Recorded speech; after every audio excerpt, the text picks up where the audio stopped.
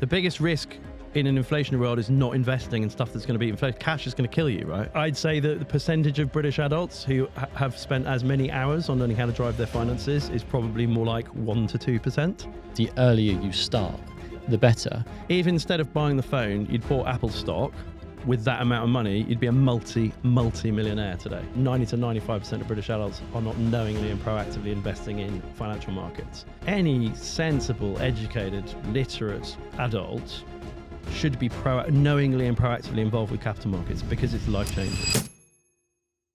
Andrew Craig, welcome to the Ambitious Minds podcast. Thank you for having me. Very honoured to be here. I always, still now today, I feel very grateful that people want to have me on podcasts. That's because you've written some amazing books. You're very kind. You're very kind. And I want to jump straight into this because I work in the finance industry, so I understand this. And you have a business called Plain English Finance. Yep. And thanks for the early mention, right? Yeah. PlainEnglishFinance.com. And what's amazing is that people overcomplicate what the finance industry is. And there was an amazing analogy that you made in your book about driving your finances is similar to driving a car. Maybe we could start there and you can explain what that is. Well, that's very, I guess I am quite proud of that analogy, although I probably labour it too much. I seem to speak about it a lot and use it in a lot of different contexts. But yeah, it's this broad point. As I was sort of thinking about this early in my career in the city, but how many hours does it take the average person to learn how to drive a car and pass their driving test and pass the theory, the multiple choice online theory exam and everything that you have to do now? Luckily, I didn't have to do that because I'm that old. But, it lets, I don't know, if you did a bell curve distribution of the fastest person who gets that and how many hours that is and the slowest person, but in the middle of the bell curve, it will be tens of hours. And in my considered opinion, it's roughly the same number of hours to learn how to effectively drive your finances. If you're really kind of, not to become a hedge fund manager or a super financial analyst or run money or whatever else, but just to have enough of the basics and be conversant with the main investment asset classes. So, the stock market, shares, bonds, real estate, commodities, property. Oh, I've already said real estate. I'll say it twice. But, and obviously nowadays to a certain extent crypto. But if you basically know what each of those things are, you have a basic grasp of sort of history of them, how they work, and then just really prosaic things like, what is a pension? What is an ISA? How do I use them? What's the right balance of them? All of that stuff. And maybe to some people, that even just what I just said sounds daunting, like learning about all of those things. But actually, factually, for any kind of sentient, vaguely intelligent person, getting sufficiently conversant with all of those broad financial topics is truly no more of a time commitment or learning curve than learning how to drive a car. And it is a massive societal blind spot to me that we all think it's normal. If you don't go into the pub and say, oh, but that guy there, he knows how to drive a car. Or that guy. Like, it's not seen as a big deal at all. It's just like, if you're from a pretty unfortunate background and can't afford it, you might never learn or get your license because your parents can't afford it, you can't afford it. But that's a pretty small minority of the population. And I don't know what the stats are, but it's got to be in the 90% of people that learn how to drive from their teens to whatever their early 20s if they don't get around to it until a bit later. But only, I'd say that the percentage of British adults who have spent as many hours on learning how to drive their finances is probably more like 1 to 2%. Than 90 to 95% or whatever the stat is. And the kind of corollary to that is, why does that matter? Well, it is absolutely critical to the state of our country, because the fact that nobody learns how to drive their finances, at the private level of the individual, that's why tens of millions of people are so challenged financially.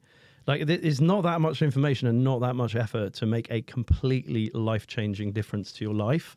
And, I'm obviously one of the people telling that story. You're one of the people telling that story. Happily, I think this new world of kind of podcasting and social, there's lots of bad information out there, but there's also a lot of good information out there. And a lot of these things, I guess when I started doing this 10 years ago, I encounter people all the time to whom it had never even occurred to think about finance or pensions or stock market. They were like, well, what? Like, whereas now I think certainly people under a certain age in this country at least know that they should know about this stuff, which is kind of progress. But, we still, I keep quoting this stat, it depends on which stats you're looking at, but between 90 and 95% of British adults do not have a stocks and shares ISA. And that basically means if you if you game out what that means, it means that 90 to 95% of British adults are not knowingly and proactively investing in financial markets. Mm-hmm. They have some exposure to their pension. Excuse me. We can come on to that because that's for all sorts of reasons to do with very bad regulatory choices and legislation and whatever else in the last many years. That exposure is probably the worst it's ever been for your average British person in terms of their ability to make money and build wealth. And so your antidote to that is to know about this stuff and kind of, if you like, take yourself out of the standard trajectory that most occupational pension schemes will have you in. But actually, you know, any sensible, educated, literate adult should be knowingly and proactively involved with capital markets because it's life-changing. And so, yeah, that's my mission. And sorry, this is like a 10-minute answer to a simple question about learning how to drive a car is the same as learning how to drive your finances. It's interesting you say that because I came from a working-class family, went to a state school, parents didn't save. And then I went into the world of finance and I work in wealth management. So. Yeah. And seeing, you know, what are now wealthy people, and their key difference in life is that they started saving and investing earlier. Now they also had above average incomes in most cases. So they were able to sort of deploy more of their money into savings. However, you know, you and I both know the power of compounding. Yeah. So, for example, now I have this knowledge. I have been helping my parents to invest their pensions. Yeah. I have my nephew is 4.5, but since the age of 1, he's had a JISA. Yeah. And we've been investing instead of birthday presents now, because at 1 year old, it's a toy. He's just going to sort of throw it away. Yeah, but exactly. If we could put £50 into a junior ISA, have that invested into the markets, that £50 is going to be worth a considerable amount. Like a multiple, crucially. That's what people have to understand. It's not like just £80 or whatever. It's like hundreds of pounds. Exactly. You know? And then the more that you can allocate to those things, the better. And I think that the key message that I always try to get across to my friends and my family is the earlier you start, the better. And I think that the cohort of people that listen to this will probably be in their sort of early 20s to sort of mid 30s. Yeah. So I think that this actually really appeals to these people, and particularly if you do have children. Well, they've got a massive advantage, right? A huge advantage because you have time on your sides. But you said something there about it's critical to the economy, and I want to get your opinion on this for a second. But in my opinion, I think that the state pension, because it's a burden on the state right now, we've got an aging population. I think that probably by the time that we come to retire, 30-year-olds come to retire, it may not exist. It's already it's already effectively not enough to live on for anybody, right? Mm-hmm. I mean, it's 10,000 quid a year or thereabouts, whatever it is, and.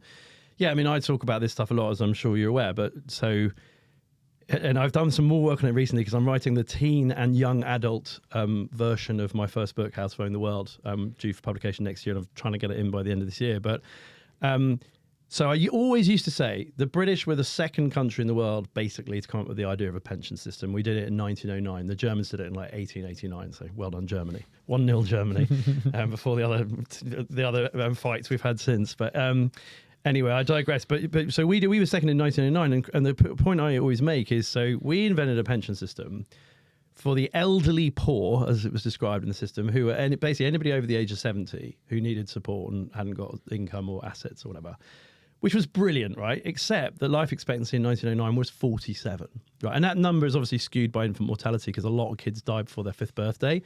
So, you know, people did live into their 50s. Wealthy, healthy people live into their 60s. Obviously, everybody smoked and stuff. But genuinely, the number of dependent elderly poor or pensioners that actually made it to 70 and got money from the state was vanishingly small as a percentage of the population. Mm-hmm. And actually, so it's the reason I was sort of smiling in the research I was doing for this teen and young adult version of my first book the other day. I was kind of going down the rabbit hole on that again because we're trying for it to be a global book. So I was thinking, what was the experience in America and New Zealand and Australia and I was looking at all the sort of different years that each of the countries, the sort of developed nations, came up with a pension system. And then what was really noticeable is that basically the age they set the Social Security safety net for was almost always a couple of years older than average life expectancy. So in America, it was, off the top of my head, it was 65. When it was in the 30s, they came up with it, and it was for any American who hit 65. male life expectancy was 60 and female life expectancy was 64. So the politicians are literally going, well, let's come up with this thing called a pension, but just make sure that it's pretty unlikely that many people can, because it's going to cost us so much money. Now, of course, for all sorts of structural reasons, move on 50, 60, 100 years or whatever. And today, life expectancy is in the mid-80s, and it's forecast to keep going up, and it's going to be in the mid-90s. And then, most kids born today are quite likely to live into their hundreds. As much people are cynical about that. I've just written a book about the biotech sector, and I can tell you that is very likely to happen, at least to people who are wealthy enough to leverage all this new stuff, which is going to be a fair chunk of the population. So there are going to be lots of people into their, 100 and beyond, lots more people. And if we want retirement age to be 60, let's say, that means that there are going to be tens of millions of people who need to fund 20, 30, 40 plus years of their life if they want to retire conventionally and stop working. And that is a massive problem. And, this is, I talk in terms of the carrot and the stick, right? The stick is, people go like, why should I think about this? Why should I do this? And actually, just as a quick aside, you talk about like people have an advantage and they need to learn about compounding. The problem with compounding is it does take many, many years to deliver your result. And the problem with that, so you need the knowledge and you need the patience and discipline to like delayed gratification, but not just for like 2 or 3 years, for like 30 or 40 years. Yeah. I always talk in terms of, if you want a great result here, you basically need to decide that 10% of what you earn every month forever from the minute you start earning money for the whole of your adult life it's something you do not touch until you have, a large 6 or low 7-figure sum, right? And because that's what maximizes the chance that you will have that. Now, there are a couple of problems with that. Psychologists tell us, so if you or I went out in the street right now and a 75-year-old man walked past us, complete stranger to us, we have never met them before, we have no idea who they are, the way that your brain conceives of your 75-year-old self is exactly the same as the way your brain conceives of that individual. We have no sense of sort of ego or id or, about our future self. So basically what you're deciding is you're going to go without 10% of your salary every month for the next 30 or 40 years in order to give a complete stranger that you've got no interest in or no fondness for, your future self, £1 million. That is actually psychologically an extremely hard thing to do. And very, very few people have the self-discipline to do that. But I guess the next point that follows on from that is, but you bloody have to. And so the other day I made a video about how basically I was showing the power of compounding and stock market returns apply to relatively small amounts of money, to your point earlier. And it was like, the example I had was something like the £1,000 flat screen TV that a 25-year-old buys, could rob their 65-year-old self of somewhere between £45,000 and £63,000. Wow. Right? Because it's like, basically inflation adjusted in real terms is going to be at least 15 times the money. So and imagine, so much, every £10,000 you save is 150 grand. Every 100 grand you save is 1.5 million, right? And it's like really bringing that home. And then I had a bunch of sort of, the standard trolley stuff that you get when you're on social media. Oh, I'm in my mid-20s. Why the hell, you're just another idiot online telling me to live on, Tesco value baked beans or whatever and have a terrible young life and not do anything so that some old bloke can be rich, which goes to my point about the psychological thing. And he said, just, show me why I should listen to you. And my very simple answer was, coming back to the stick rather than the carrot, right? Because if you don't, you're going to be properly, grindingly poor, right? Because to the point we're making earlier about pension systems, no government in the world already today, governments all over the world are confronting a bond crisis, government debt crisis, right?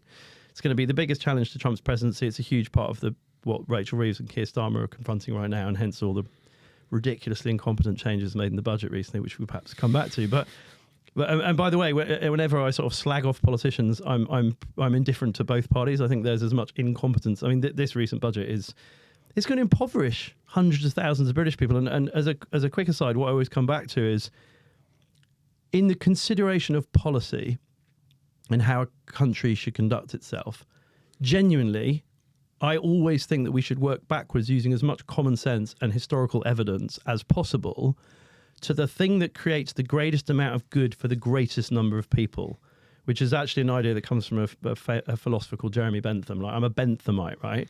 And Jeremy Bentham was a brilliant guy who, as long ago as 300 plus years ago, was for gay marriage and the emancipation of people of different ethnicities. And he was really, really ahead of his time and a brilliant person. And I encourage people to go and look up who Jeremy Bentham was. But so a Benthamite utilitarian is somebody who believes that everything we do should be to maximize the best possible outcome for as many people as possible.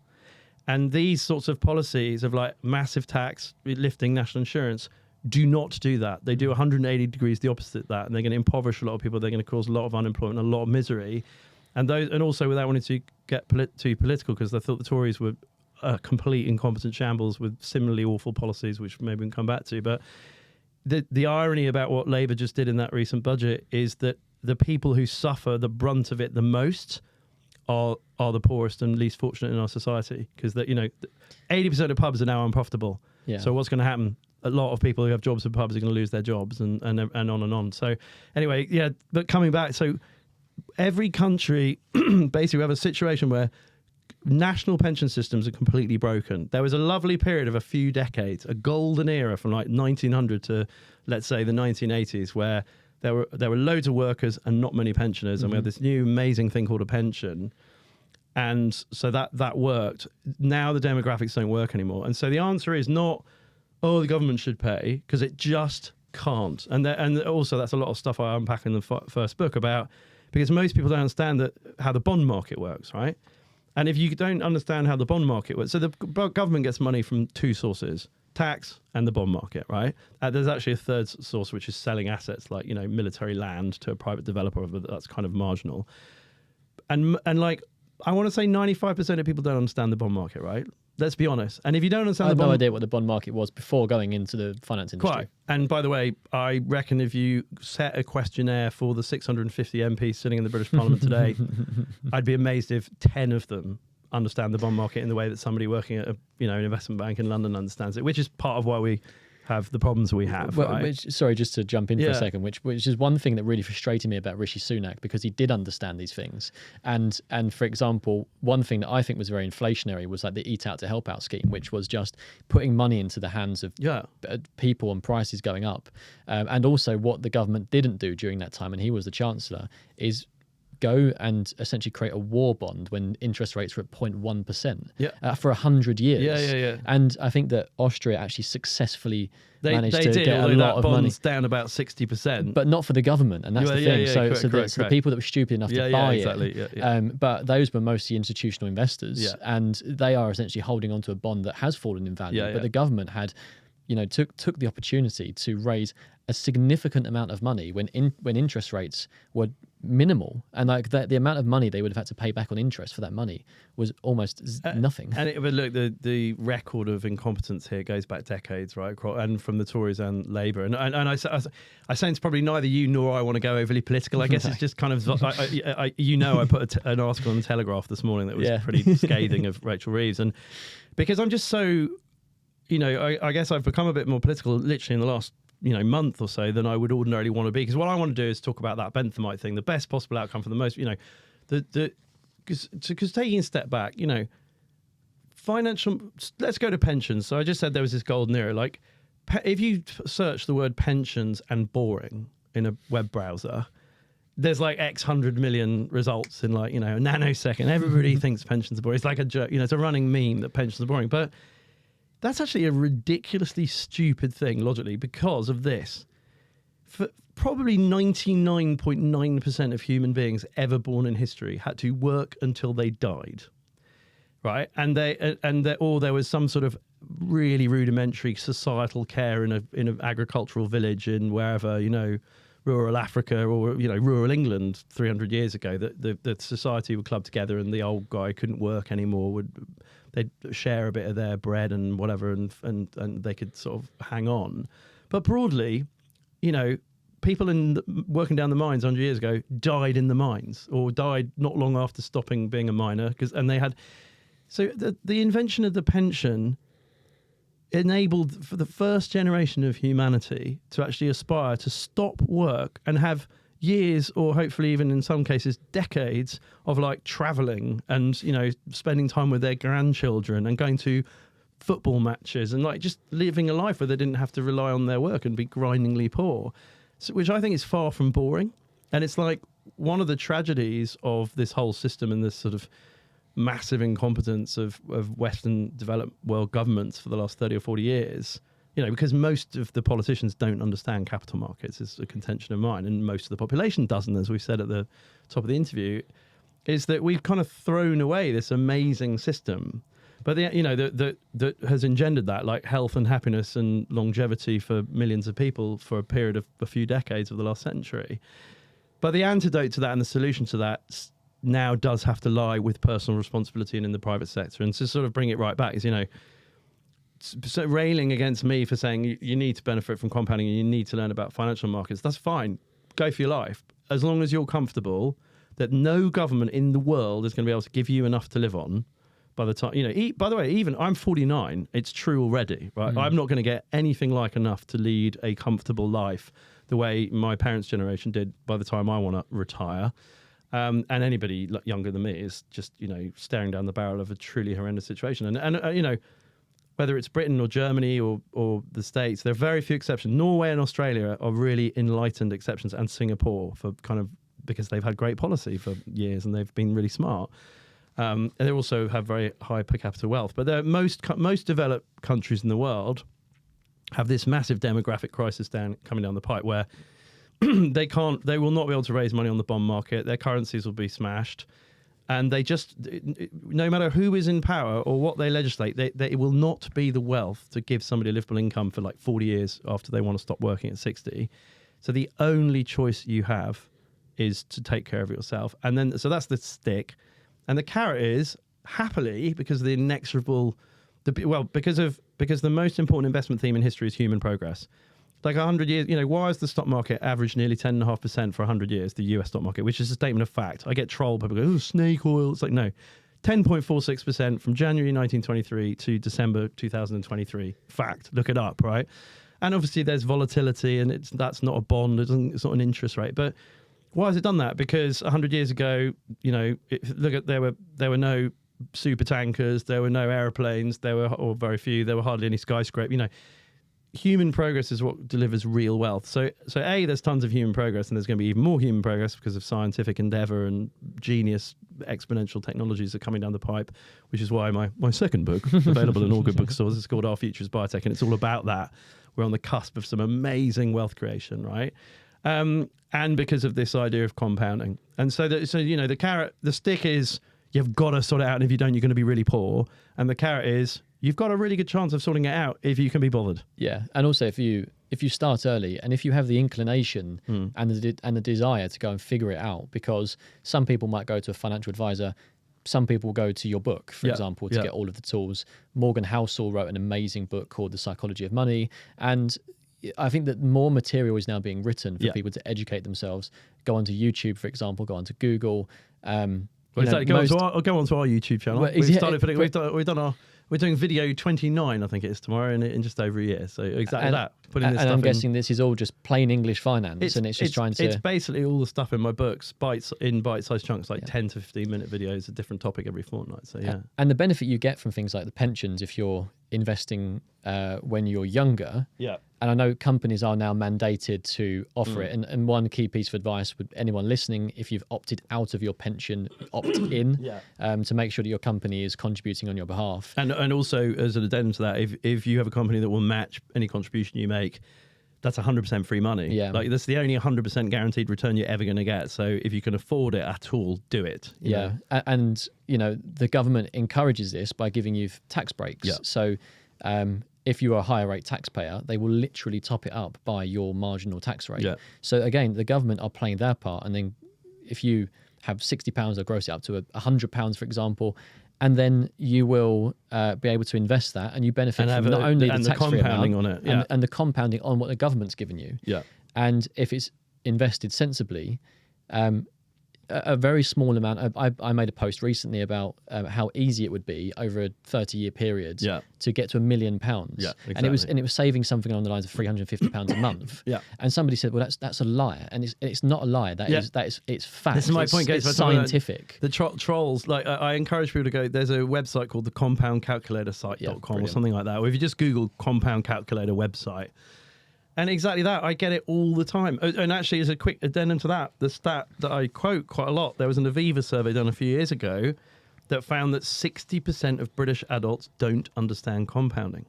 And by the way, you know, when people are surveyed, they often lie and pretend you don't want to read it. You go, I don't understand that. And most people go, oh, yeah, I understand that. So actually, the number's probably higher. So if 60% of people don't understand, I mean, there's a serious percentage of British adults that can't do a percentage change, right? I like a big percentage of British adults. So if you can't do a percentage change, you don't understand compounding. If somebody like you and me comes on and says, you can turn a few £100 a month into a 7-figure sum over 30 years of investment, they go, bullshit, right? And it's because they genuinely just can't grasp the maths. So, you know, it's another thing. By the way, so if you were going to ask me which books, like I was going to say Psychology of Money, annoyingly enough, he sold like 7 million copies of that book now, but it is a brilliant book.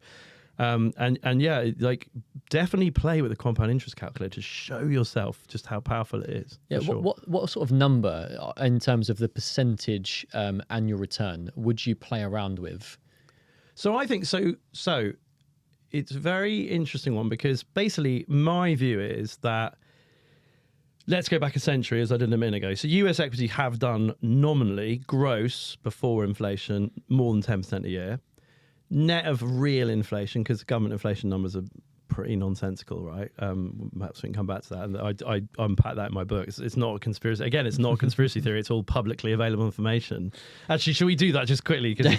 I mean, so basically the government does 3 things to the inflation numbers. They're called substitution, geometric weighting, and hedonic adjustment.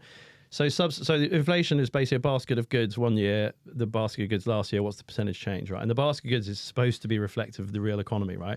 But what they do is they do substitution. So basically, if steak is much more expensive this year, they go, let's not use fillet steak, let's use rump steak or dog food. You know what I mean? So that's a joke from a gnarly old American economist who says that that's what they do. But they definitely use So cod, there's no codfish left in the North Atlantic, so they take cod out and they replace it with farmed salmon. And obviously farmed salmon is cheap because it's farmed, and you know.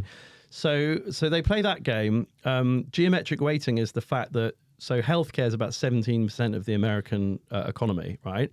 But it's only about 6% of the inflation calculation. And healthcare inflation has been huge because all these new cancer drugs that cost $300,000, and you know, people are getting much older, so they need much more hospital care and everything else. So if you have only 6% of the inflation basket coming from the healthcare sector, when it's 17%, and the inflation in the healthcare sector is running at like 15%, that massively retards the real inflation number, and it's basically a lie, right? And then the last one is hedonic adjustment, which is, so your Samsung or Sony TV is £1,000 this year. Next year there's a new one that's also £1,000, and it's the XP230 60-inch whatever, and next year it's the XP230 Mark II 60-inch whatever. And to you and me, it's $1,000 TV and Comet, or you know, does Comet still exist? That's gone. But PC World or wherever you might buy your TV from. But you know, God, that's showing my age again. I'll start talking about Woolworths in a minute. But that $1,000 TV is still $1,000 TV for a 60-inch TV. But the way that, and this is not science, this is not a conspiracy, this is true. They then basically, the people who calculate inflation go, well, this one's got a remote control with a Facebook, Netflix, Amazon button on the remote control and a few other functions. And it's got, you know, deep black color OLED, whatever. And they say, subjectively, we think the TV's 30% better than last year's TV. And so it then goes in the calculation at £700, not at £1,000. Interesting. Right? Okay. So there are all these ways that they mess around with the inflation statistics, and I'm now trying to remember why I started ranting about how they mess with the inflation statistics. I will actually just jump in for a moment, because I think that this raises a really key point, and it's something that I rant to my girlfriend about quite a lot. So before the pandemic, you know, prices seemed in London high, but reasonable. Post-pandemic, I know that the inflation number in 2022 was something on the lines of 12% as a stated number or something. Yeah, exactly. So the but real it number was way certainly higher. felt more like 20% in that year because rents didn't only increase by 12%, and the shopping didn't seem to increase Pasta by and eggs and bread, and it's like 30%. coffee plus. since pre-pandemic. It must have gone up by close to 50% now. Yeah. And so these numbers, whilst they say, oh, inflation has gone up by 12%, the way it feels to you is more like 20%. Inflation's very personal. And sorry, did I interrupt you? I was going to say one thing, because what I do want to try to get people to understand is that we're talking about capital markets and investing in shares and companies. Now, when you think about inflation, and everyone has seen the pain of inflation in the past few years, well, who is it that's increasing those prices? And do you want to own a share of the companies that are able to increase their prices? But also you need to own shares because they're the only thing that are going to beat inflation. That's the biggest risk in an inflationary world is not investing in stuff that's going to beat inflation. Cash is going to kill you, right? And that is the key point. It's the way to make sure that your money that you have is not being eroded by inflation, i.e. if you have £100 in your savings account, and the prices of things have gone up by 20%, well, the purchasing value of that £100 is now 20% lower. But if it was invested in those companies that are raising their prices over time, like, do you think an iPhone is going to be worth more money in the future than it is today? Yes, most people would say. And therefore, do you want to own shares of Apple, for example? And that's the way that you're able to keep up with inflation. Have you seen or outpace inflation. that meme that's gone around, which I'm not sure is 100% accurate because it's like silly numbers, but it's definitely accurate philosophically in terms of the point it's making. It's like, if anybody since the iPhone was first launched in, I think, 2006, had invested the same amount of money in Apple shares, if they'd bought a new iPhone every time one was launched, so it was $1,000, and then the next one, an iPhone 16 was 15 or whatever, if instead of buying the phone, you'd bought Apple stock with that amount of money, you'd be a multi-millionaire today. That's the power of investing in shares. No, I mean, Apple's a pretty egregious example, right? So, and lots of shares don't do that. But I think this. The reason I started going on about inflation is because I was saying that but you were saying, like, what can stocks deliver in the long run, and how can you become wealthy? And so I was basically saying, like, the headline number for the S&P in the last century has been about 10%, and after inflation, because in that century, you've had periods of really low inflation and periods of high inflation, and through the cycle, the net performance is probably about 7%. And I think I'm reasonably comfortable saying that equity markets over many decades, with volatility, which we can come back to because that's a really important thing to understand, can probably deliver real returns of 7-ish%. Now, people at the firm you work for, like old school crusty economists who are even older than me, would probably poo-poo that number and say, you're never going to make consistent 7% from equities.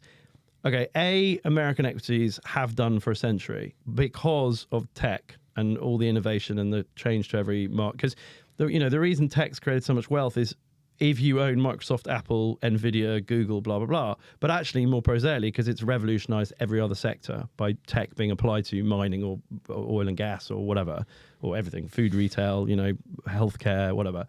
So it's that underlying theme that's driven that kind of real wealth creation in the last century, which, let's be clear, is a lot more real wealth creation than the previous century when the stock market also existed and stock market returns were therefore structurally lower.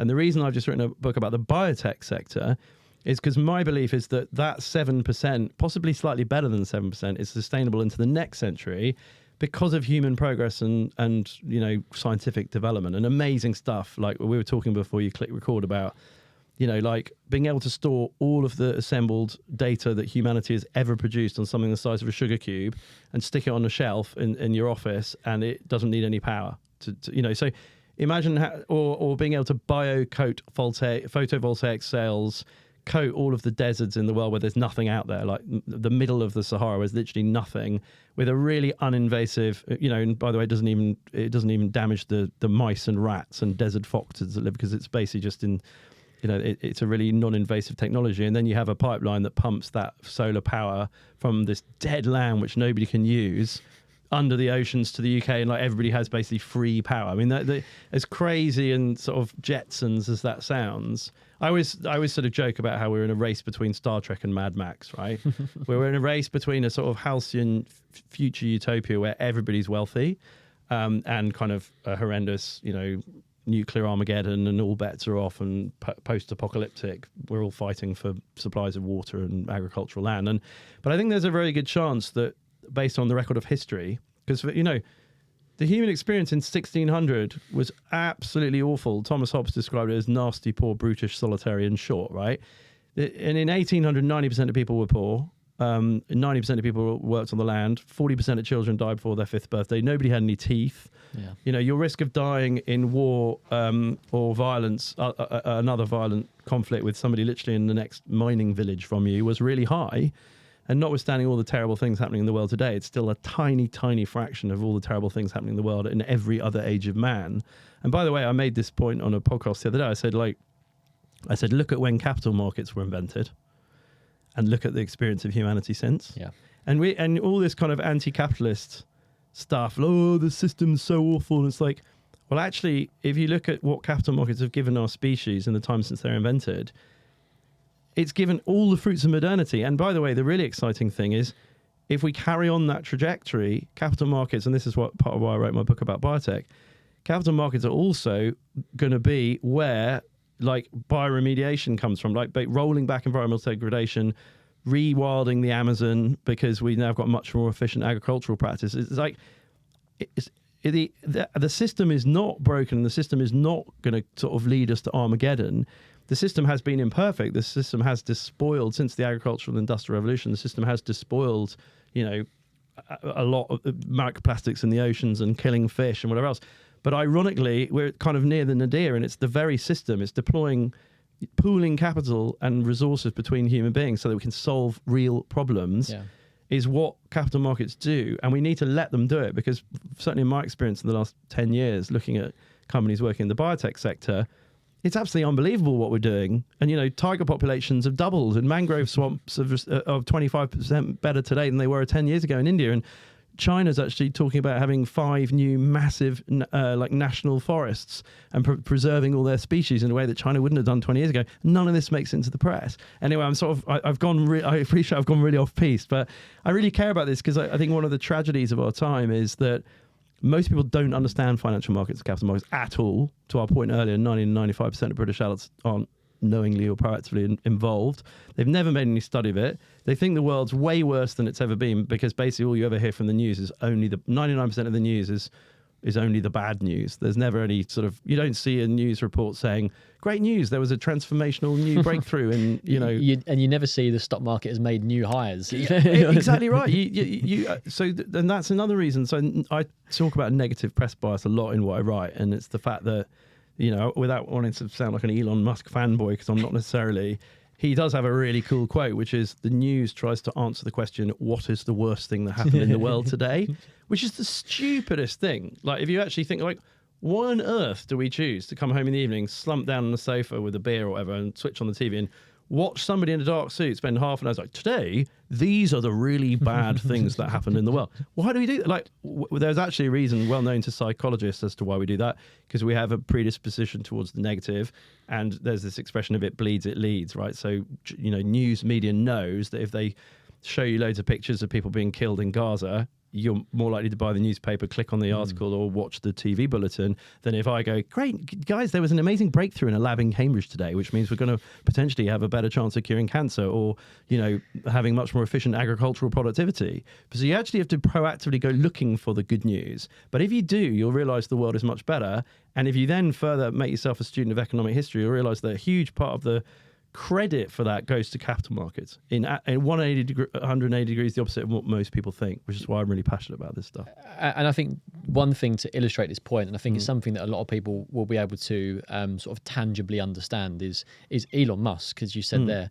I joked, as an investor, I found it very difficult for the last probably from 2016 to 2020 to invest into Tesla. And I joked that people that were giving money to buying Tesla shares were essentially funding Elon Musk's charitable endeavors, which are basically him raising capital from investors and then going and starting a solar company and a boring company and SpaceX. However, and that he's one of the richest men in the world now, and people will say the system's broken because he's got X number of billions of pounds. However, he has managed to make electric cars cool. Basically, and almost economic without subsidy. Not quite, but almost, yeah. And he managed to do something with reusable rockets that NASA hadn't been able to do, for example. Yeah. So whilst capitalism does get a hard time, the point that you're making about capital markets and about actually providing geniuses with the opportunity to go and explore what's on the edge of technology, like he has done, without those people and without the capital markets, you wouldn't be able to do that. That's right, and so I can't remember. It was one of the Austrian school economists who talked about gales of creative destruction, right? Either Hayek or no, I can't even remember the other one. Embarrassingly, I should know that because I'm an economics geek. Will come back to me, but the point being is that so I was at a conference a couple of weeks ago where there was somebody talking about Bitcoin. And somebody was saying, well, Bitcoin's like the tulip bubble. And for people who don't know, that like one of the first sort of documented historical massive bubbles in a financial market was actually the market for tulip bulbs, which had become, the aristocracy in Europe in the 1650s or so, whenever it was, 1630s, can't remember. Basically, everybody wanted tulips in their gardens. And if you were wealthy and French or British or whatever, you wanted tulips. So there was this huge bubble in tulips, a bit like Bitcoin being at $100,000. And famously, like, and by the way, I'm not saying this is what's going to happen to Bitcoin. It might, but tulip bulbs there were sought after tulip bulbs that were equivalent value of like a massive estate in Yorkshire or something. It was just crazy. Similar to in the late 80s, they used to joke about how the Emperor's Palace in Tokyo was worth more than the state of California. That's how extreme the Japanese market got in the late 80s. So it's that all these crazy dislocations. But the reason I mention it is because the commentator, who's a brilliant guy called Dominic Frisby, who writes for Money Week magazine. He's fantastic. Yeah, it was Dominic making this comment. And he made this wonderful comment, and it's true of so many other things, which I'll come back to, is he said, okay, yeah, there was a tulip bubble, but look at present-day Holland and the percentage of their GDP that is the tulip flower market.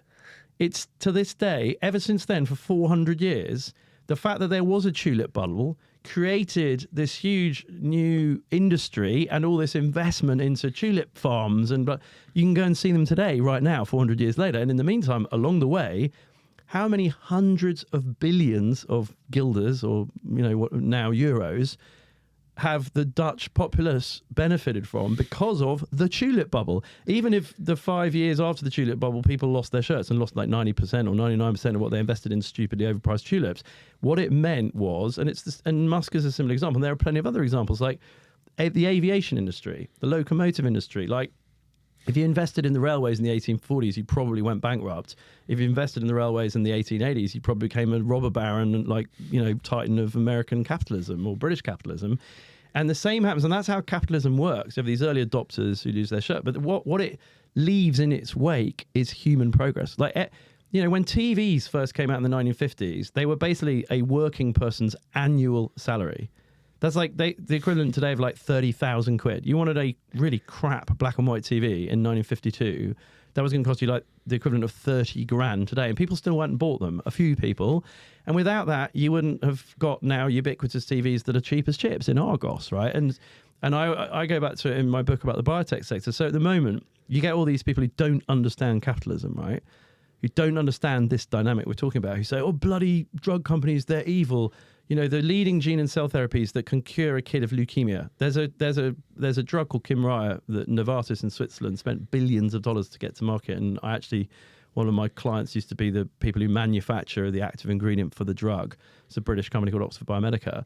And that drug, the headline price is $475,000. So your average stupid anti-capitalist who doesn't understand how these things work. And forgive me for saying this, but I don't think I've ever met an anti-capitalist who can articulate any of the things I'm talking about and understands capitalism. Like, if you don't understand something, don't have a view on it, in my view. Forgive me for saying that. But yeah, I've never met an anti-capitalist who understands capitalism in any kind of granular way. But so...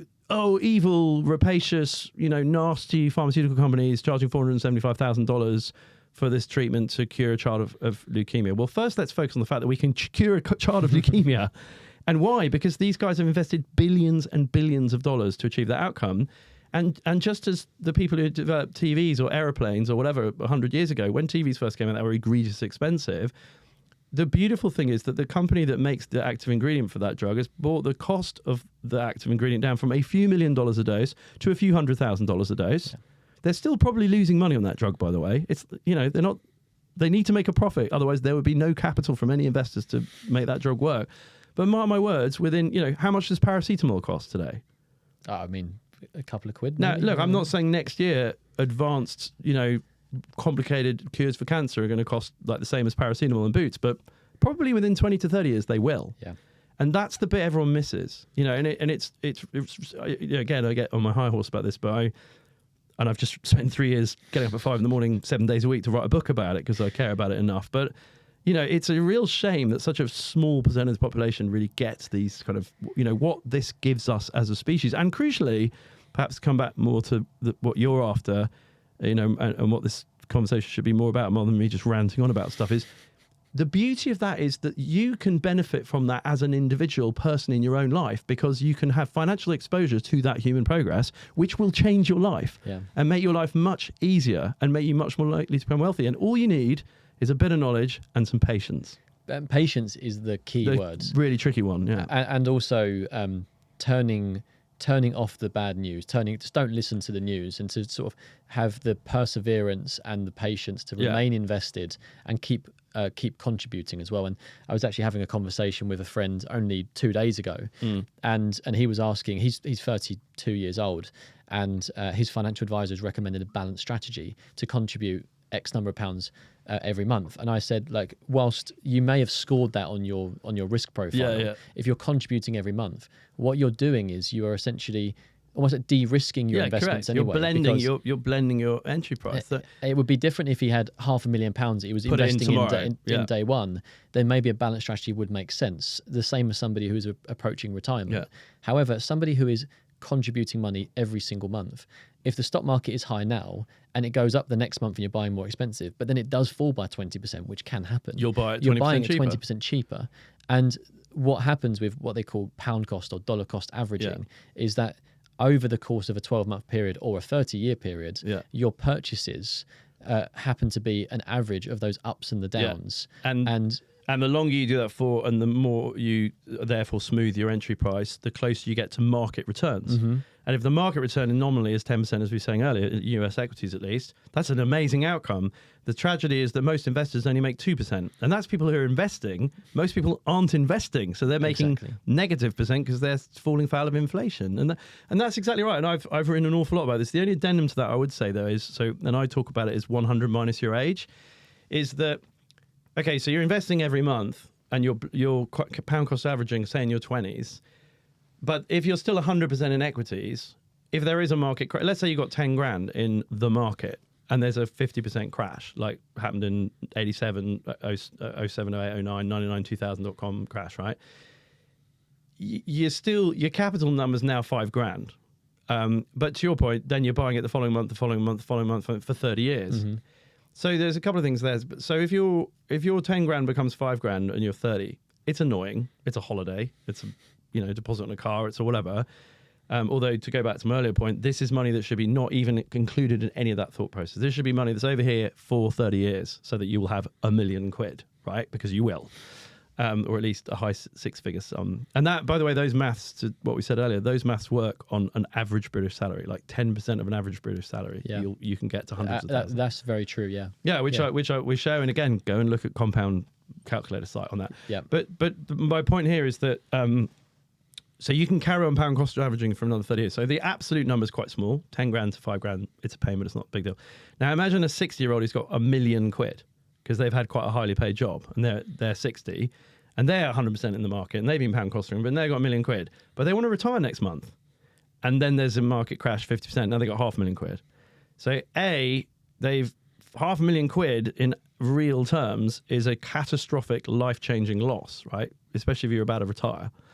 And B, they don't have 30 years left. Well, in the future, when we all live to 120 and we're super healthy and 80 is the new 40, they might. But at the moment, in our current paradigm, they don't. And that's why we talk about, like, if there's, once all the stuff I said right at the beginning of this interview about, like, you just have to know a few, no more than knowing how to learn and drive a car to learn about your finance. What's the stock market? What's a bond? What are commodities? What's real estate?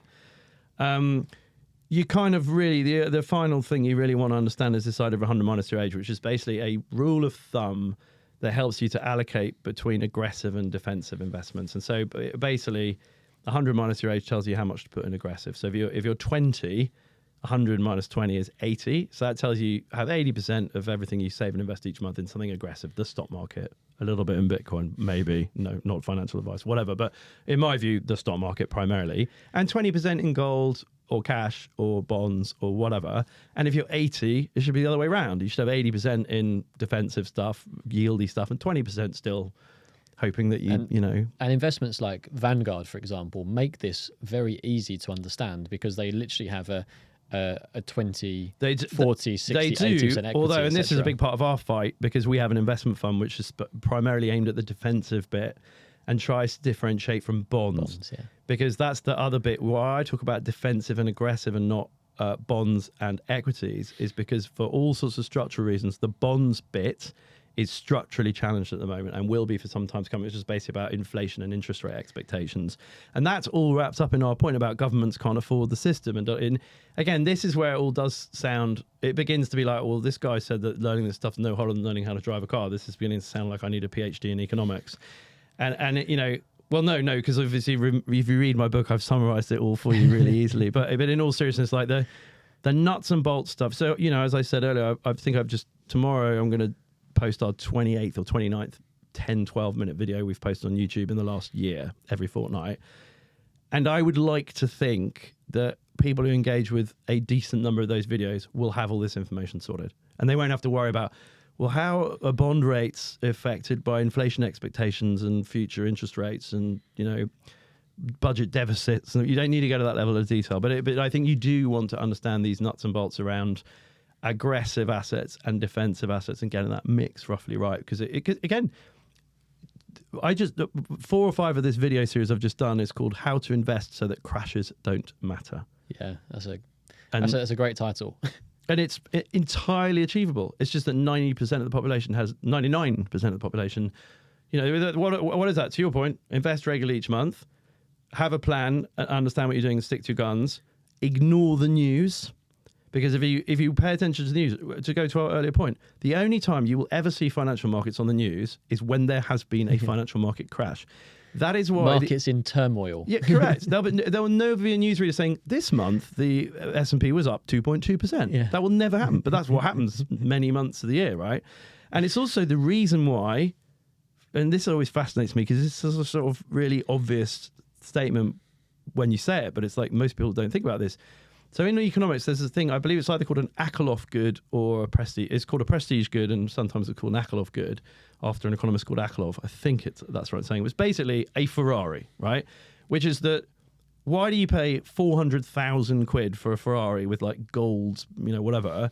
Because you want to show everybody you're rich. So if somebody comes to you and goes, you can have this for 40 grand and you're really rich, you don't want it for 40 grand, you want it for 400 grand, like a Rolex. So prestige goods are stupidly expensive and way more expensive than they actually cost to make, because you're signaling, you know, and whatever your thoughts about that are.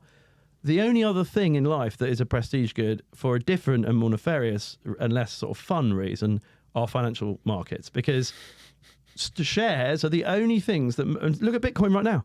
It honestly, it makes me laugh. It doesn't actually. It makes me really worry for people. The number of people that come, Bitcoin is now knocking on $100,000, right? My social media, every single group about finance, I see people asking, "Hey, how do I invest in crypto? How, you know, tell me which shares have got exposure to crypto." La la la la. It's like, whereas when Bitcoin was at $20,000, having just come back from 40,000 or whatever the volatility was back then 3 or 4 years ago, deathly silence, right? So what does that mean? It means that a lot of people are about to probably buy at all-time highs, which has happened every time it's been at an all-time high. And then because of human psychology, the balance of probability, see, it's like, I make this point a lot, is on a journey from £1 to £100 of an asset, it's very easy for people historically post hoc to go, this used to be £1, now it's £100. You could have made 100 times your money. Except that on the journey from 1 to 100, it might have gone from 1 to 200 and then back to 100. And everybody who bought it north of 100 is currently down, right?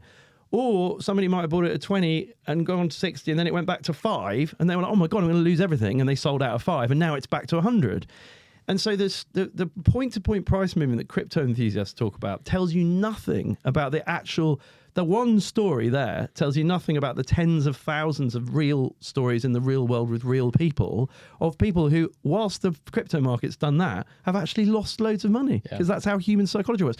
And financial products, as I say, are the only products that psycho-emotionally people want to buy more of when they're expensive and less of when they're cheap. If you went into Waitrose, sorry, I'm showing my terrible middle classness there, Aldi, Lidl or Sainsbury's, but whatever. If you went into a supermarket of brand unknown this week and they said, oh yeah, this chicken is £100 this week for 2 chicken breasts, would you want to buy more chicken this week? Or that's what we do with shares and Bitcoin, which is very dangerous. And it's funny that when they are on sale, they have gone down by 20%. Nobody wants to buy it. More people want to sell the shares than to buy them or to hold on to them. And this is all part of the learning how to drive your finances, because like the antidote to that reality is to know about it and think explicitly about it and teach yourself about it and go, what am I doing here? Because you're right. I mean, like, right now, it's hilarious. I'm a bit of a crusade for British shares and the fact that the British stock market is screwed.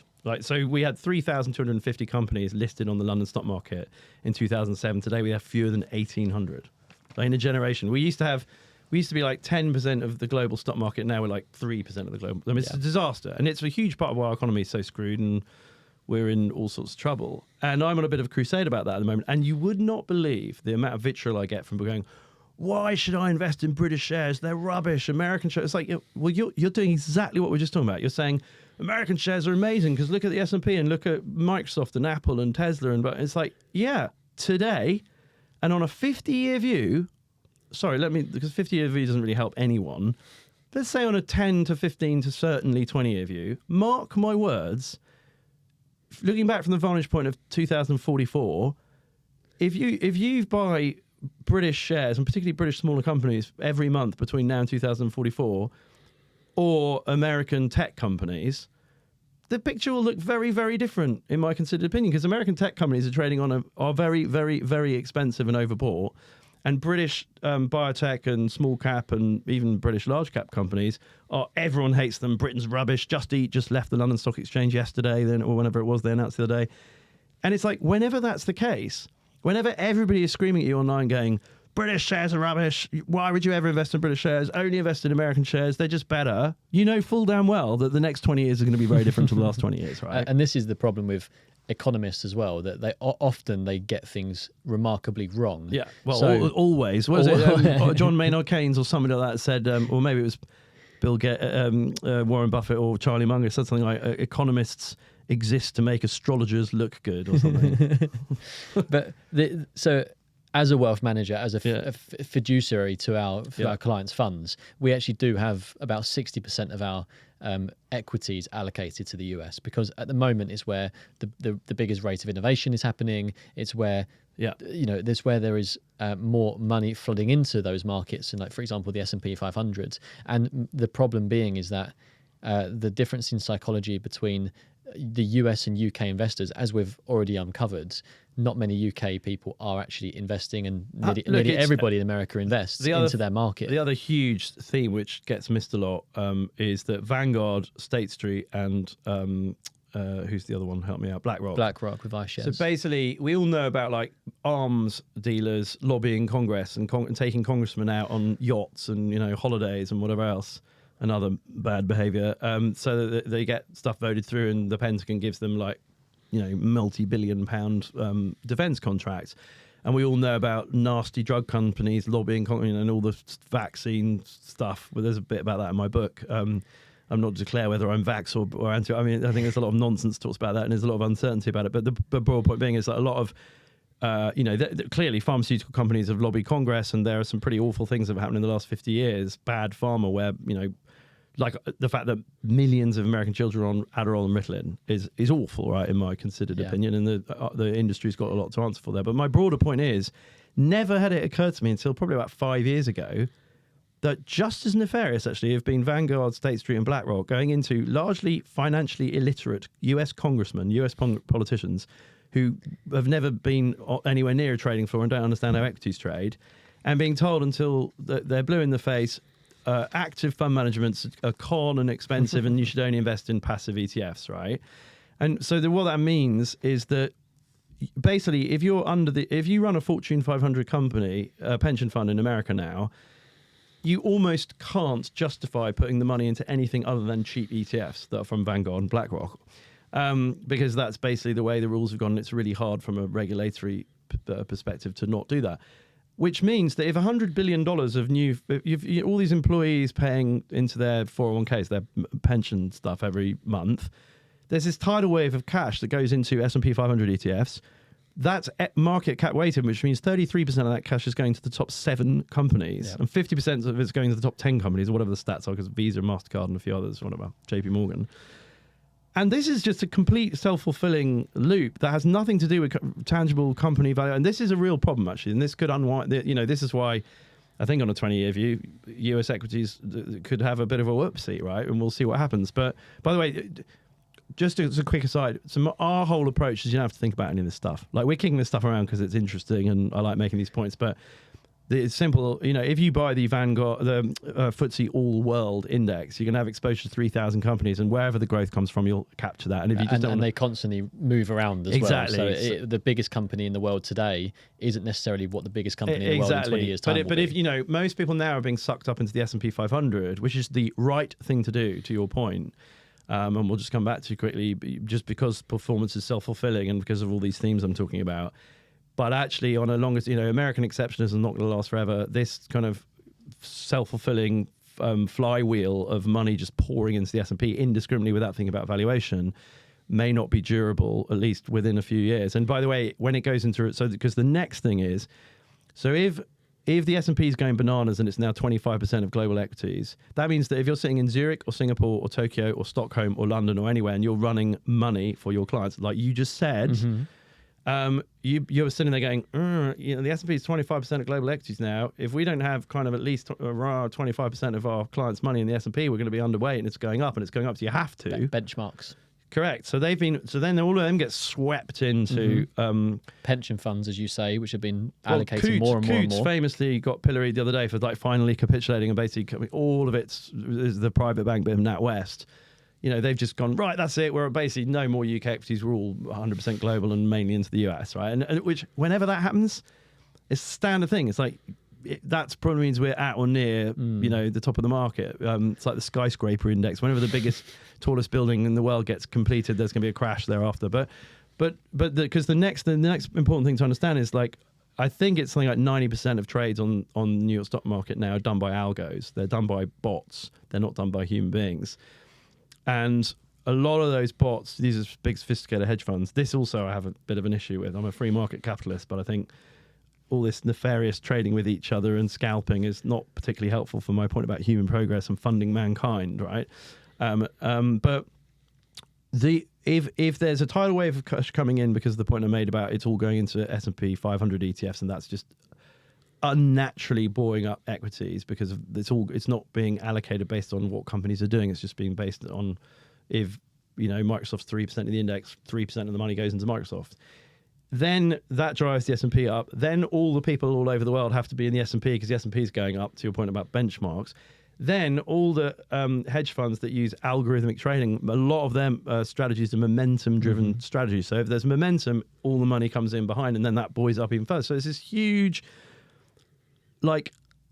it's a massive upward spiral in shares that isn't necessarily a function of fundamentals in the real economy, which is a problem because the further we get, John Bogle, who is the father of Vanguard and a brilliant man, and Vanguard is a great company. What Vanguard's done for investors is a great thing, right?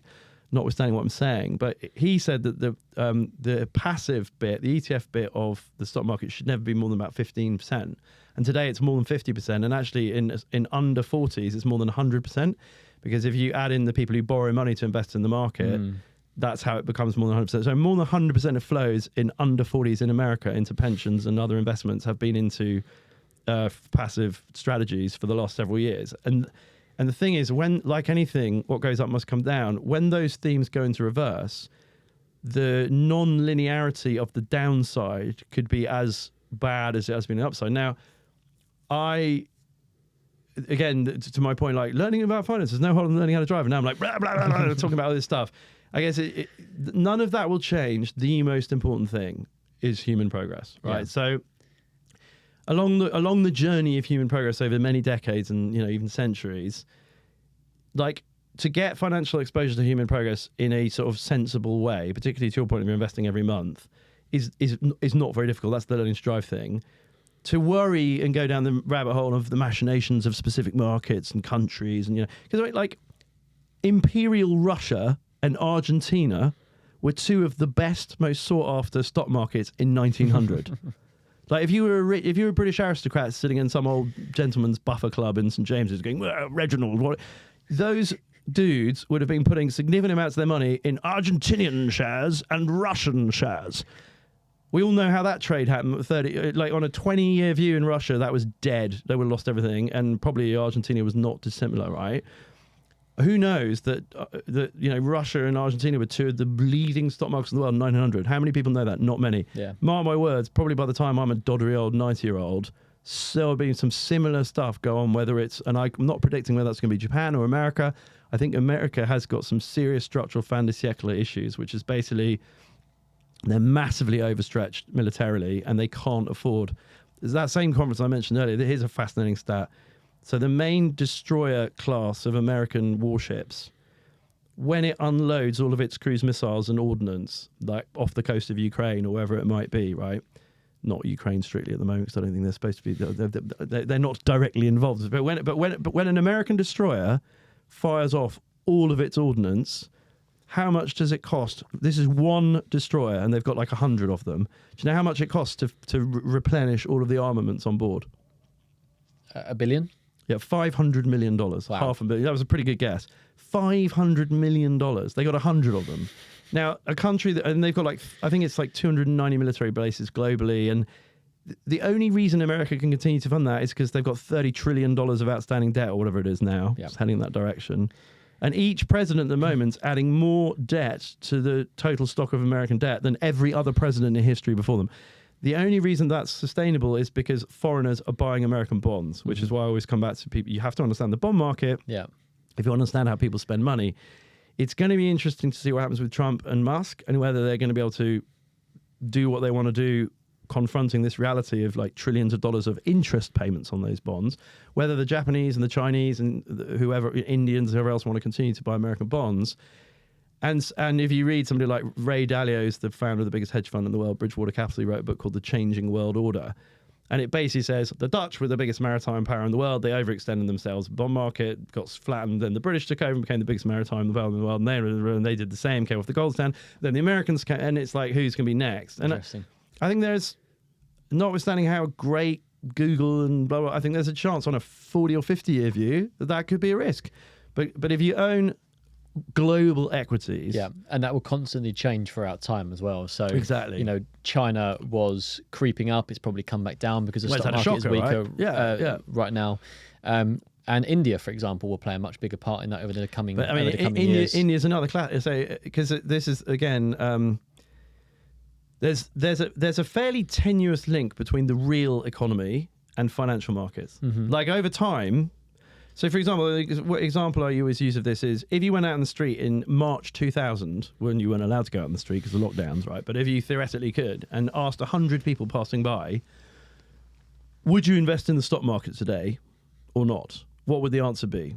Probably resoundingly no. No. As an investor, I was skiing at the time, and literally all the money I was getting, I was just putting into it. You're very rare, because I genuinely think the answer would be 95% of British adults would have said, "Are you fucking kidding?" Like, of course we don't invest in the stock market right now. There's a lockdown. There's a global. 2000, 2021 were two of the best performing years in the US stock market in history, right? Again, hardly anybody knows that because nobody covers this stuff. So you would have made like 60% or whatever it was year on year, compounding 28%. I can't remember what the numbers were, but they're both big up years. Nobody would have thought that. And it's like, understanding that one of the biggest naive rookie mistakes people make about investment is, there's a recession, I don't want to invest. Totally wrong. Wrong. Best time to invest. Yeah, or maybe not. But the simple fact is there's no watching the news and somebody in dark saying this terrible thing's happened in the economy. gives you no signal or indication whatsoever about whether or not something, because that was the point I want to come on to, because what the real economy is doing is one thing, or what a company's profits are, analogous to that in a micro level.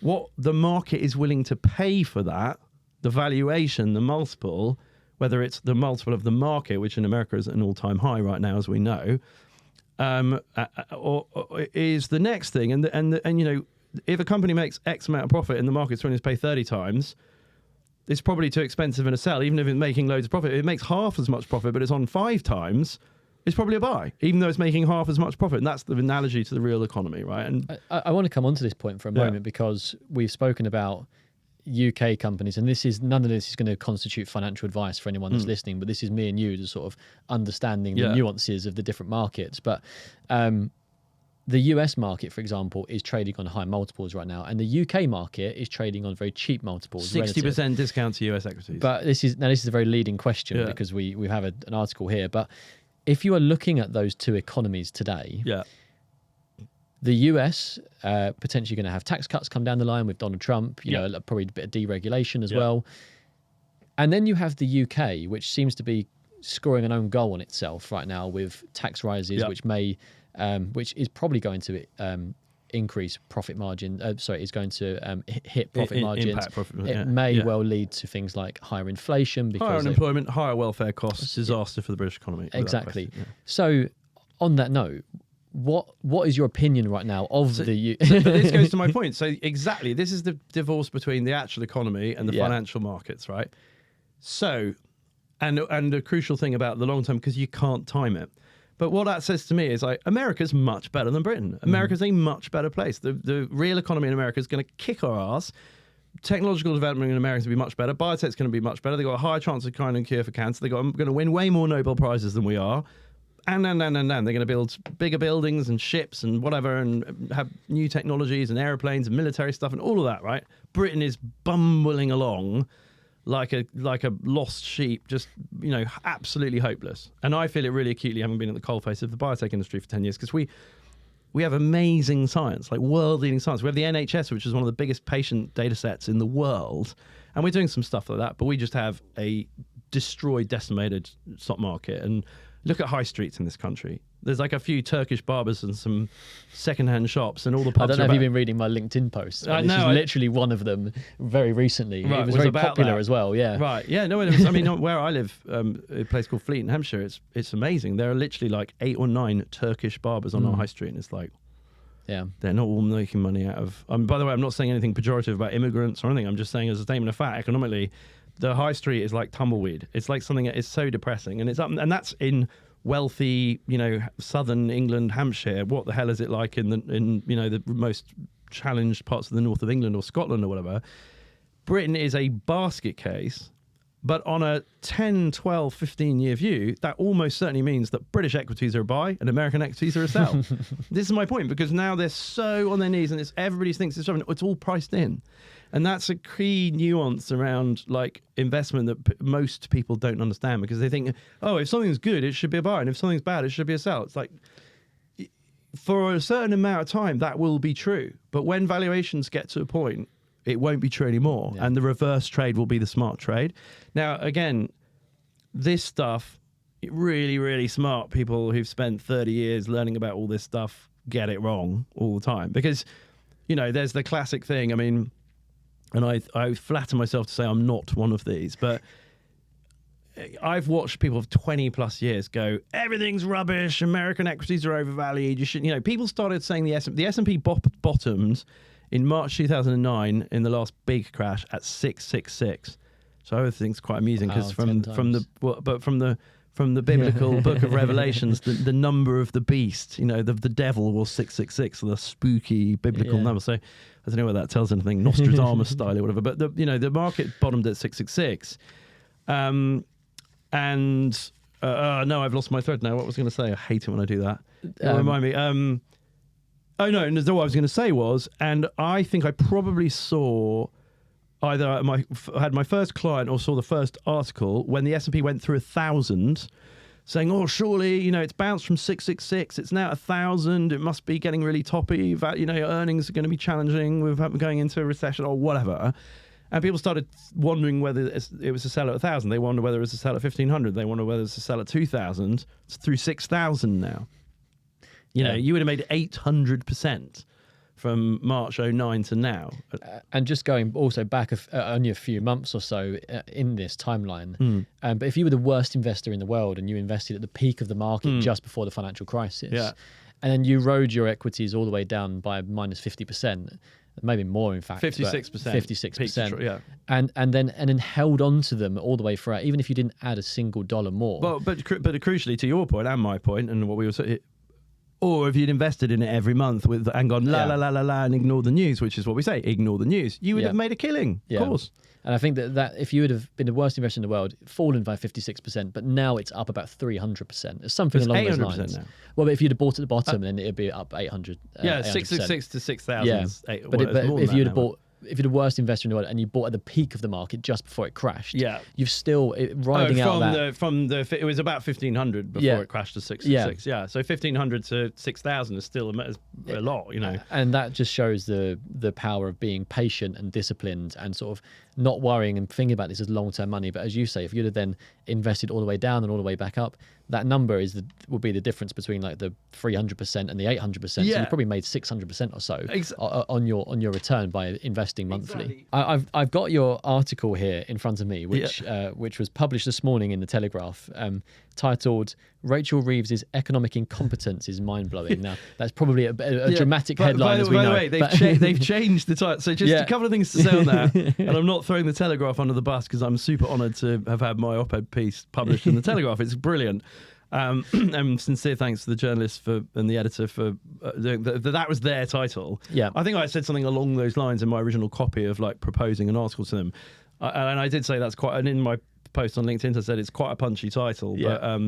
But then again, it's true. And the irony is, I mean, that is a lady who has an economics degree, PPE, Politics, Philosophy and Economics from Oxford, and a master's in economics from the London School of Economics. So she must know something about economics. So, whatever she's doing at the moment is either because she's too much of an academic economist and doesn't understand company economics. And that happens a lot, by the way. If you understand like macro production possibility frontiers and all this mathematical nonsense that basically doesn't work. You never use. And you've never actually like been involved with a company and understood how employees work, and which is an issue in government, because I think something like only 9 MPs have been in the private sector. Do you mean in the current cabinet? In the current cabinet, yeah, correct. It's incredibly low. And it's look, I mean, that's probably a conversation for another podcast, but for sure, I mean, you have places like Singapore where the politicians are pretty well paid and they all have to demonstrate they've gone like 20 years of being a mechanical engineer before they're allowed to get anywhere near what the port of Singapore's doing or whatever.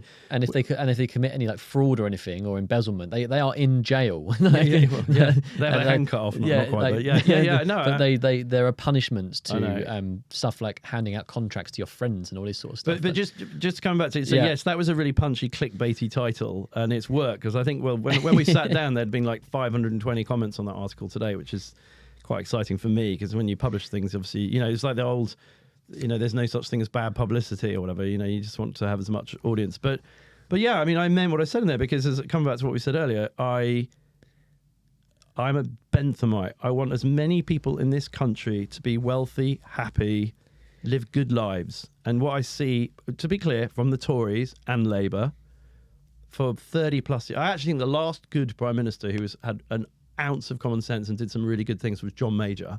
If you had a magic wand, what would you change about the UK right now?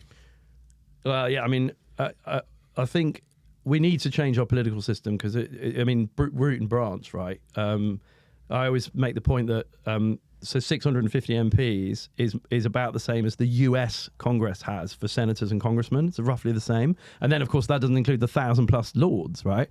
So we have a massively top-heavy, expensive political system, which is a legacy of hundreds of years ago, and a legacy of horse and transport on horseback and snail mail, right? We don't need 650 MPs and tiny little ridiculous constituencies like, Clumpton on Mud, Old Wealth on Sea or whatever. We need 100 senators that get paid 6 times as much like in Singapore, and we have really quality people. Like, nobody good wants to be a politician. No, because the money's not good enough. Yeah, money's rubbish and it's a really horrible job. Yeah.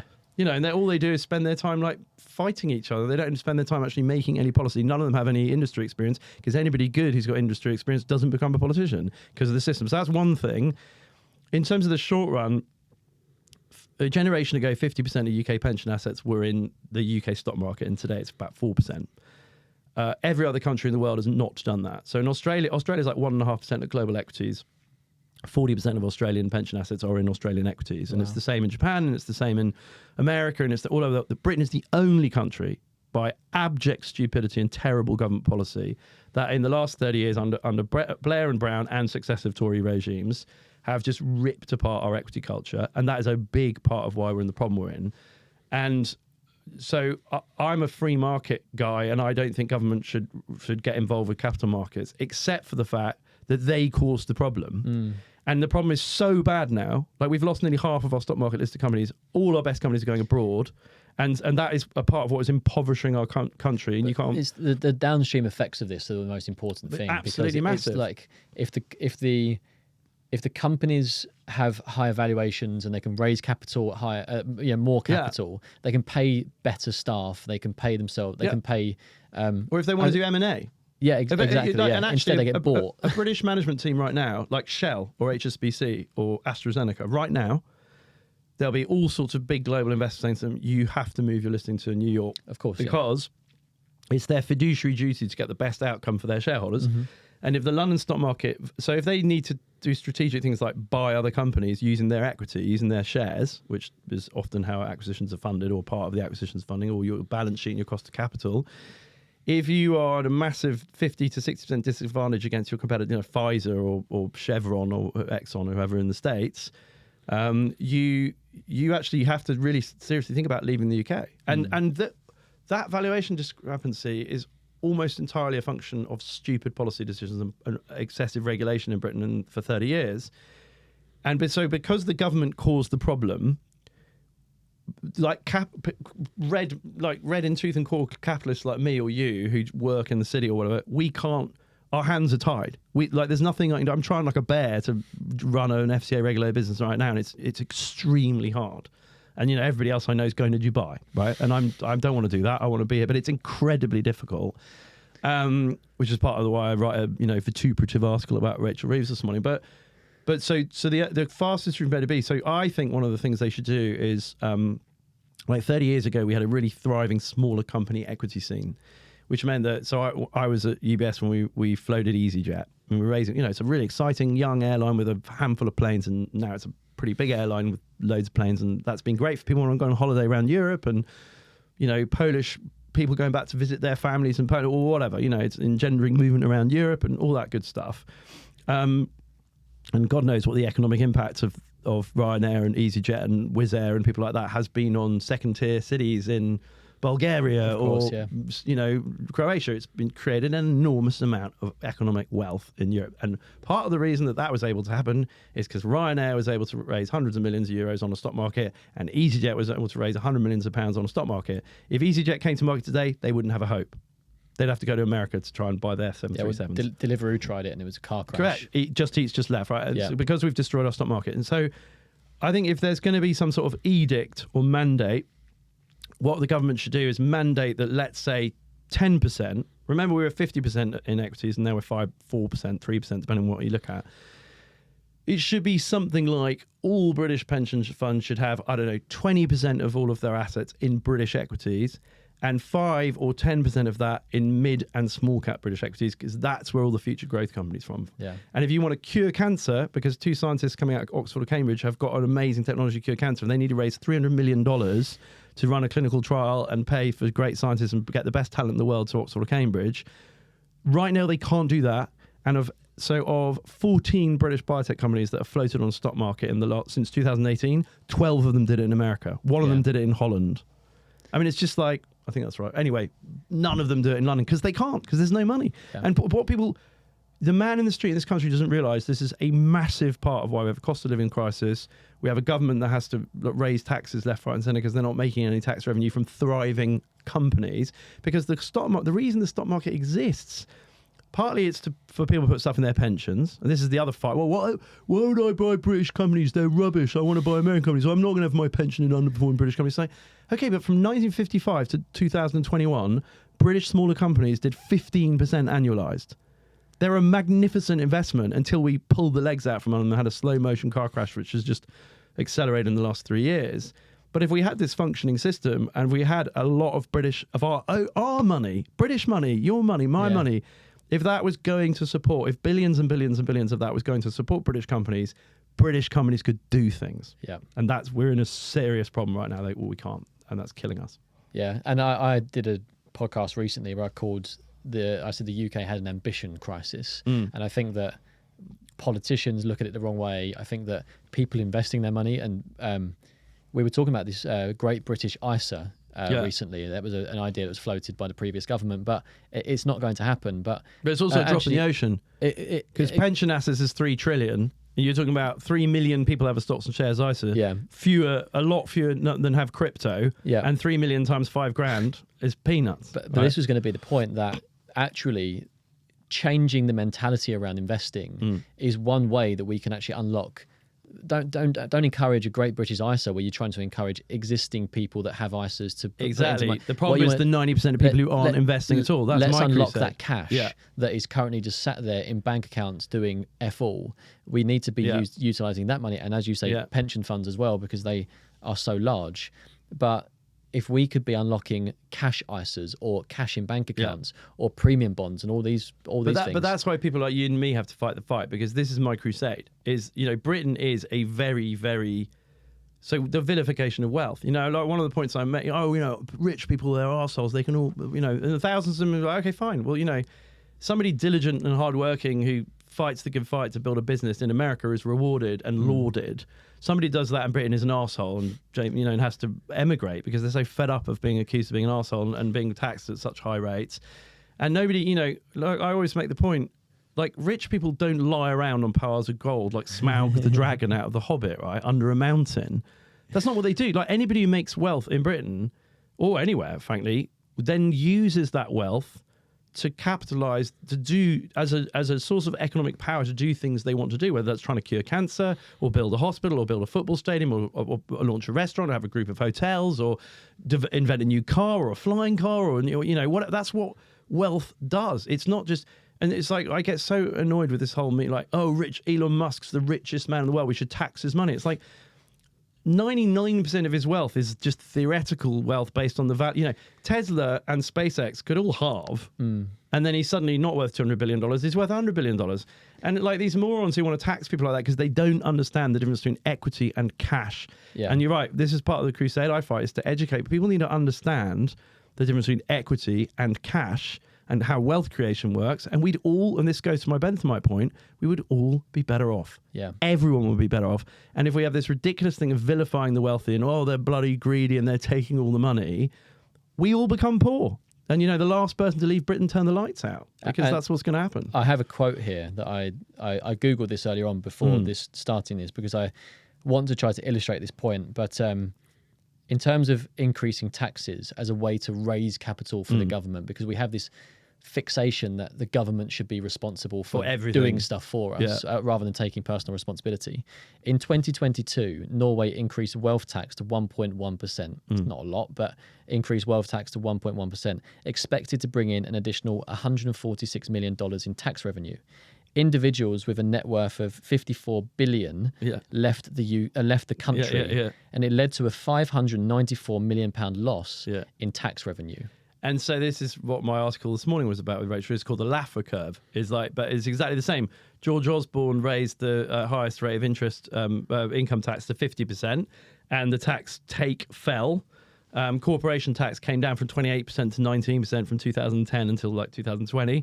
And we made billions and billions and more of tax revenue. So if you're going to get away from just the political nastiness and I hate you and you're rich, and actually dwell on paying for the NHS or good education and good schools, what actually friggin' works high tax rates don't work and low tax rates do. And by the way, interesting you mentioned Norway, because this is one of the things that people who don't get this stuff often throw at you. It's all Scandinavia. Scandinavia's got really high tax rates and it's really wealthy. It's like, yeah.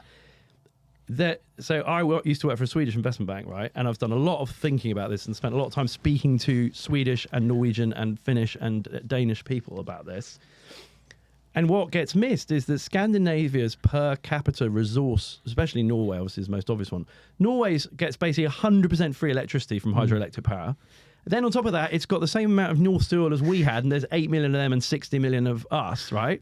Which they've then parlayed into this huge sovereign wealth fund because they've been super smart, because they got free electricity. They've got fish, they've got timber, they've got zinc, they've got copper, they've got, you know, like same with Sweden, right? So if you look at Sweden, look at the tiny, tiny little population, and then like hundreds of millions of square kilometers of timber and mining assets and whatever. So the per capita resource endowment of Scandinavian people is unbelievably high. And the next thing is, and we don't have that, and the next thing is Sweden was neutral in the Second World War. So Alfred Nobel, who invented dynamite, let's not get into whether the Swedish were selling Nazis, you know, armaments or, I'm not, you know, I don't know. I was thinking I need to study more about that. But Sweden basically functioned economically, or at least didn't get absolutely bombed to raise to the ground, like the whole of Germany and most of the UK, right? And all the warring countries. So over 6 or 7 years, they had this incredible capital preservation and capital formation that gave it nearly a decade's advance over the rest of Europe. So when Sweden came out and set up this really burdensome welfare state in like the 60s, its per capita wealth was immeasurably higher, plus this resource endowment, right? And then the final argument is the counterfactual, which is actually Sweden. So they've got all this natural wealth, so they can have these high tax rates and still be really wealthy because of everything I just said. But how much wealthier would they have been if they'd adopted policies like Switzerland and Singapore and Taiwan? Because if you do a comparative analysis, Taiwan and Singapore were as poor as sub-Saharan African countries at the end of the Second World War. The income was like a few $100s per capita. They literally, if you look at pictures of Singapore in 1946, it was just destroyed. Like it was just, and Taiwan the same, and South Korea the same, right? So they are now up there in the top 10 wealthiest countries in the world per capita per annum, right? Sub-Saharan African countries aren't. And so if you want to do a comparative analysis of if you want to be really thoughtful about what leads to the best outcome for the biggest percentage population of people being wealthy and having great standards of living and being able to travel and having great healthcare and having great pensions and everything else, Scandinavia is a very rare outlier that's a very special case that is a very bad example of, well, you know, left-wing policies work. No. Go and look at the 30 or 40 other countries in the world in a really thoughtful way and you'll get a very different answer. Yeah. I'm really sorry. We're going to have to actually wrap this up. That's all good. And it's a shame because I've got some questions written down here. And also, I don't even really feel like we've covered your new book, which is, we've spent a lot of time talking about some of the issues in the world right now and also, you know, why it's important to invest. Andrew, where can people find you if they want to continue this conversation or sort of exploration into what you do? Yeah, so our website is plainenglishfinance.com or plainenglishfinance.co.uk. On YouTube, just search Andrew Craig Plain English Finance and you'll find our channel. And then I'm really I basically accept connections on LinkedIn, X, and I don't do Instagram or TikTok because I just haven't got time to do all of them. And I think short form content is a brain, you know, it doesn't really deliver much, whereas longer form stuff on LinkedIn or YouTube, whatever, is much better. So yeah, plainenglishfinance.com or just look me up, Andrew Craig. You'll find me out there in the ether somewhere. And then we've got How to Own the World as well, which this can be purchased on like Amazon, for example, anywhere. Amazon. And Our Future is Biotech, which is your newest book. It's also on Amazon, which I haven't actually read yet, but I want to get into this because I think biotech's an incredibly exciting space. 100%. And as investors, you obviously sort of teeter on the edge of like understanding what's coming next, and hugely exciting. So I'm keen to get into this, and I think the next one we'll talk about the book. About that. We'll talk about by the way, you can get them on Amazon. They're also both on Spotify. Yeah. So if people who like audiobooks and are subscribers to Spotify can listen to them, if you like, for free on Spotify. So if you listen to a bit and you don't get bored of hearing my voice, then you want to buy the print version, that's great too. But it's there as a kind of gateway if people want to check it out. Brilliant. And I'll link everything in the show notes Amazing. For this as well. We'll publish this on like LinkedIn, etc. So everyone will know how to find your Brilliant. materials. I've really enjoyed it. Me too. And like I say, could keep doing this for a very long time. Well, we will. But thank you so much for joining me today. Thank you very much.